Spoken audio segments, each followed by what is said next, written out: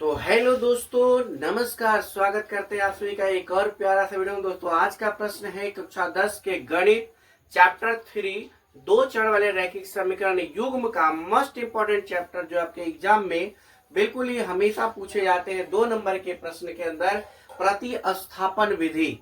तो आइए दोस्तों, इसको हम हल करने का प्रयास करते हैं। क्वेश्चन है कि 2x + 3y = 11 और 2x - 4y = -24 को हल करें तथा m का मान निकाले, जिसके लिए y = mx + 3 एक समीकरण अलग से दिया गया है। यानी ये दो गो समीकरण जो दिया गया, इसे हल करके x y का मान निकालना है और फिर ये x y का मान जो देख रहे हैं इसको रख के m का मान आपको क्या करना है, निकाल लेना है। तो सबसे पहले हम लोग को हल करेंगे, यहाँ पर सॉल्यूशन लिख लेते हैं। और ये पहला समीकरण है हमारा 2x + 3y = 11। इसको हम लोग मान लेते हैं समीकरण 1। और ये है हमारा दूसरा समीकरण 2x - 4y = -24। इसको मान लेते हैं हम लोग समीकरण 2। अब समीकरण जब हम लोग मान लेते हैं तो आपको एक, इससे पहले मैंने एक वीडियो अपलोड किया था प्रतिस्थापन विधि, तो उसमें क्या रखा था कि आप समीकरण 1, समीकरण 2, समीकरण 3 ये फॉलो करोगे, आराम से इजीली आपका सवाल बनते जाएगा। तो सबसे पहले हम लोग समीकरण 1 का यूज करेंगे। तो यहाँ पे लिखेंगे समीकरण 1 से। समीकरण 1 में क्या है, देखिए ध्यान से, 2x + 3y = 11। अब यहाँ पर या का चिन्ह हम लोग लगा लेंगे और यहाँ पर लिखेंगे 2x = 11 और ये 3y को बराबर के उधर भेज देना है, माइनस में 3y हो जाएगा। क्योंकि यहाँ पे दोस्तों या तो x का मान निकालना है या तो y का मान, तो हम लोग x का मान निकालेंगे, तो इसलिए उसको x पहले रख लिए हैं। अब आइए, अब हम लोग x बराबर इस पर ऐसे लिख सकते हैं 11 - 3y बटा, ये गुना में था 2, अब आ जाएगा भाग में। अब x का मान निकलेगा 11 - 3y बटा 2 और इसको आपको बना देना है समीकरण 3। जब समीकरण 3 हो गया तब आपको कहते हैं 1 के बाद 2 का यूज करना है, यानी समीकरण 2 में क्या करना है ना कि ये जो x का मान निकाले उसको रख देना है। x का मान रखने पर, अब देखिए x क्या है, तो x बराबर 11, सॉरी पहले समीकरण 2 हम लोग लिख लेंगे, 2x - 4y = -24।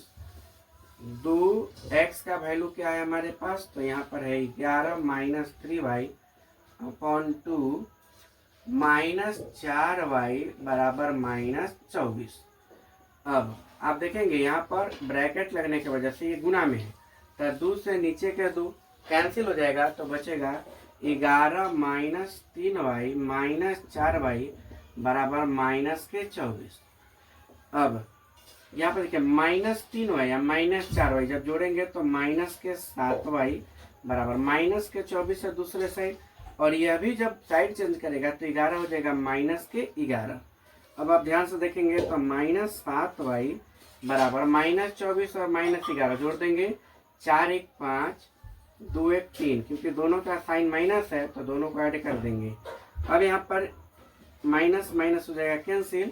अब दोस्तों इधर हल कर देते हैं, तो y बराबर क्या करना आपको 35 अपॉन, ये गुना में 7 है, भाग में 7 कर देना, 7 × 5 कट जाएगा 35, इसलिए y का वैल्यू निकल के आ जाएगा हमारा 5।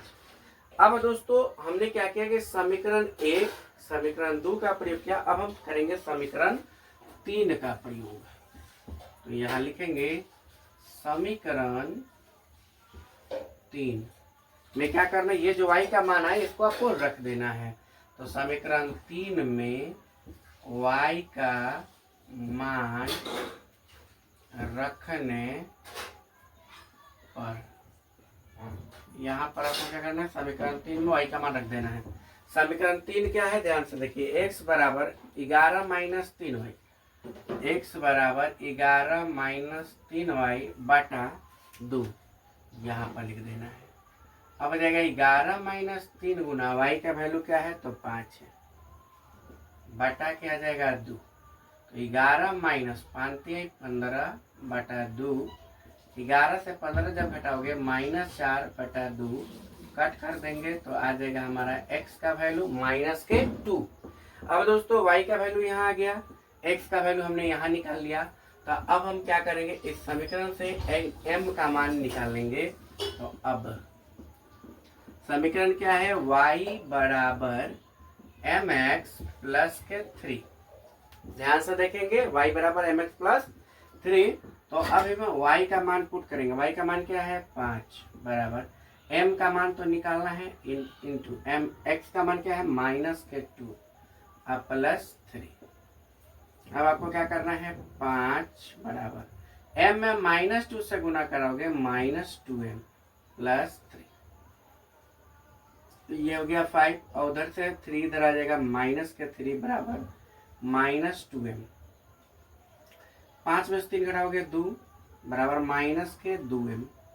अब देखो दोस्तों ध्यान से अगर देखेंगे तो ये 2 तो ऊपर चला जाएगा और ये 2 नीचे चला जाएगा, लेकिन ये बच गया माइनस, तो माइनस ऊपर ही लगता है बराबर के m। कट कर देंगे, यहाँ पे एक बार में कट जाएगा। तो हम कह सकते हैं कि m का मान जो है -1। कितना, m का मान -1 आ गया। हमारा आंसर यही आपको निकालना था, m का मान। देखिए यहाँ पे क्या करते हैं, m का मान निकाले तो m का मान दोस्तों आ चुका है। उम्मीद करता है आपको वीडियो पसंद आएगी। वीडियो पसंद है तो वीडियो को लाइक कर दीजिएगा। अगर फेसबुक पर देख रहे हैं तो फॉलो कर लीजिए, यूट्यूब पर देख रहे हैं तो सब्सक्राइब कर लीजिए। ऐसे ही वीडियो बनाने के लिए बहुत बहुत धन्यवाद। जय हिंद।